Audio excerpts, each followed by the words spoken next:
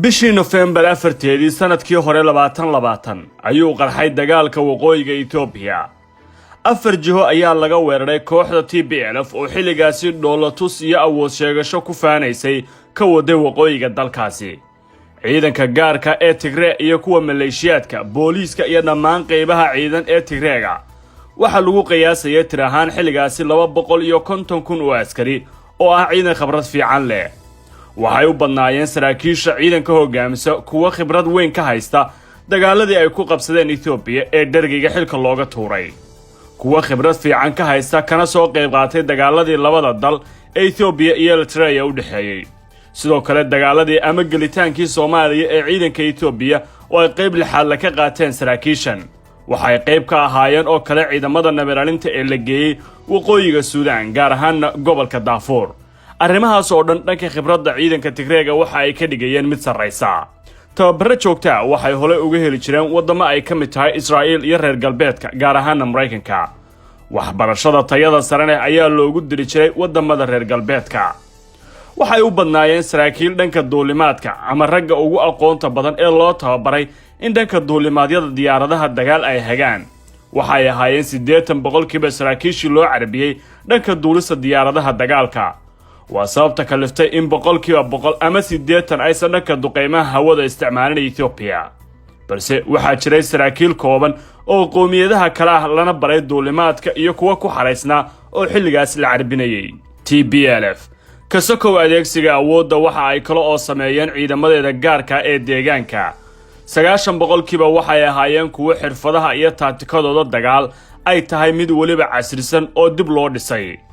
dhulkooda oo ah dhul buuralaya isla markaana ku wanaagsan ka jamhadeynta waxa uu suuragelinayay inay maalmo bilooyin iyo sanadaba ku jiraan duurka ama ka jamhadeeyaan. tir ahaan waxaa lagu qiyaasayaa ilaa 6 milyan oo qof qowmiyadda Tigreega wadarta guud. laakiin ciidan ahaan hadda waxaa lagu qiyaasayaa 130,000 oo askari. wali waa awood xoogan oo ka jirta gobolka. 2 awoodda dawladda dhexe. dawladda Ethiopia ciidankeeda waxaa lagu qiyaasaa 350 ilaa 400 oo kun oo askari oo ku hubaysan qaybaha kala duwan ee hubka ciidamada dabaabaad dagaal taangiyo madaafiicda goobta iyo noocyada kala duwan ee hubeed. ciidamada Ethiopia haatan waxay u badan yihiin qowmiyadda Amxaarada, shucuubta koonfureed, Gambeelada iyo Oromada, balse waxaa jira nambaro kooban oo qowmiyadaha kale oo Soomaalidu ay ka mid tahay. ciidamadii ugu badnaa ee militariga ee ka soo jeeday qowmiyadda Tigray waxay u gooseen deegaankooda waxayna xoojiyeen kooxda TPLF. labada dhinacba awood ahaan way isku muuqmeen wajigii koowaad ee dagaalka. ciidanka Ethiopia iyo kuwa Tigray way isla dhaafeen khadkii casa. TPLFna waxa lagu jabiyay dagaalka. hubka waaweyn oo dhan ayaa la burburiyay. xeelad military iyo Ethiopia oo la sheegay inay u baqayso hubkeedun hal meel ku khasaaro ayaa dib uga soo laabatay Maqalle. laakiin taasi waa dooda ay wadaan kooxda taageersan Abiy Ahmed. way ka duwan tahay xaqiiqadu sidaasi ayay leeyihiin dadka la socda xaaladda Ethiopia. 3 qowmiyadaha ka soo jawaabay baaqa ra'iisul wasaaraha ciidankana diray maxay ka dhigan tahay. qowmiyadaha aqbalay codsiga ra'iisul wasaaraha Ethiopia waxa ka mid ah deegaanada Oromiya, Soomaalida, Sidaamada, Hareerida, Gambeelada, Dirdhaba, Amxaarada iyo Xanfarta oo dagaalka iskood u galay difaacana ku jiray bilowgii. tirada dhabta ee ilaa hadda dagaalka galay inkastoo aan rasmiyan lahaynin oo deegaanka sax xaqiijin nambarka ciidanka ay direen, haddana waxaa la qiyaasayaa ilaa 4,000 oo askari kuwaasoo qorshuhu yahay in hal dareys loo xiro sida dareyska ciidamada difaaca oo ay qayb kaga noqdaan dagaalka wajiga labaad. waa un tijaabo iyo cabsigelin kooxda TPLF laga cabsigelinayo ayaa la leeyahay.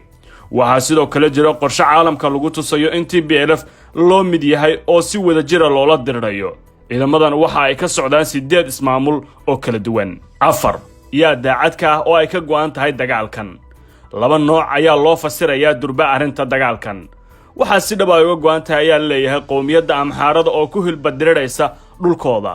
inkastoo Amxaarada lafteedu ay hadda kala jaban tahay oo qayb gacmaha dagaalka ay ka laabteen, haddana waxay intooda badan galeen dagaal isdifaac ah oo ay u diyaar garoobeen. goobaha ugu badan ee la isku wajahayo waa koonfurta Tigray. deegaanada lagu magacaabo Alamata, Sakata, Koram oo dhammaantood ka tirsan gobolka Raaya ahna goobaha ugu daran ee dhanka Amxaaradu ay ku dagaalami doonaan laba dhinac. Walqayta, Taagadhe, galbeedka Tigray magaalada xuduudda xigta ee Xumeera waxa iyaguna ay yihiin furimo dagaal oo muddo qaadan kara weerarkooda waqooyiga dhanka Baadhama waxa suuragal ah in Eritrea ay ka soo gali karto mar labaad halkaasna uu ka qarxo dagaal culus dhanka koonfur galbeed deegaanka Xafarta ayuu ka qarxi karaa gaar ahaan magaalooyinka Xafarta iyo Eritrea xiga ee lagu magacaabo Salambeza iyo Adragat 5 hubka iyo awoodda dhinacyada inkastoo oo ciidanka Ethiopia ay wali u muuqdaan in hubka culus ee waaweyn aysan si buuxda u adeegsan haddana markan qorshaha sida muuqata waa intii beelaf lagu afjaro ciidamada gobolada ama ismaamulada oo ugu yaraan ay dagaalka galaan 100,000 oo askari oo suuragal ah wajiga ugu dambeeyana dhammaantood gobolada ayay ka kala imaan doonaan waxa kale oo suuragal ayaa la leeyahay iyana in la qiimeynayo guuxa shacabka iyo ciidanka balse marka ay kharaaraato oo runta tagto lama horeeyo ciidamadii ugu dambeeyay in la diro qorshaha labaad ee Abiy waxa lagu sifeynayaa inay tahay hanjabinta qowmiyadda Amxaarada oo kursiga ku hunguriyeynaysa iyo in laga dhigo xaabada ugu badan ee dabka lagu shubayo si meesha uga baxo damacooda kursiga ay ku doonayaan dhammaan arrimaha ka taagan Ethiopia iyo shanta qodob ee aad ogaatayba waxa ay ka dhigaysaa in xaaladdu ay tahay mid aan dhaweyn oo dhammaan dirirtani ay socon karto sanado iyo bilooyinka nagu soo wajahan Ethiopiana waxa la qiyaasayaa inay noqon doonto mid ilka beesha isla markaana burbur qarka u fuusha Transfer Galaxy waxay iga caawisay inay si kan xidho xiriir fiican aniga ee asxaabtay iyo waalidkayga Transfer Galaxy waxaan u doortay sida uu u sahlan yahay iyo sida uu u dhaqso badan yahay ma jeceshahay inaad barato Qur'aanka Kariimka ah iyo culumta shariicada ugu kaalay markaska Nuurayn online oo baro adigoo gurigaaga jooga Qur'aanka higaada iyo culumta kale Islaamka